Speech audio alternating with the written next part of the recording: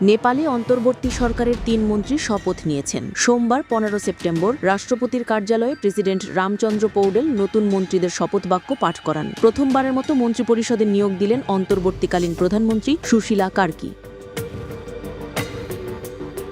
নতুন মন্ত্রীদের মধ্যে স্বরাষ্ট্রমন্ত্রীর দায়িত্ব নিয়েছেন ওম প্রকাশ আরজল। একই সঙ্গে তিনি আইন এবং বিচার মন্ত্রণালয়ের দায়িত্ব সামলাবেন।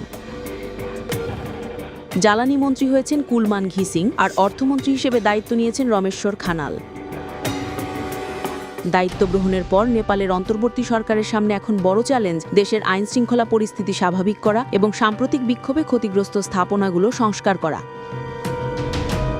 রাজনৈতিক অস্থিরতার পর স্থিতিশীলতা ফেরাতে এবং সংস্কার কার্যক্রম ত্বরান্বিত করতে মন্ত্রিসভায় নতুন সদস্য নিয়োগের এই সিদ্ধান্ত নিয়েছেন প্রধানমন্ত্রী সুশীলা কার্কি।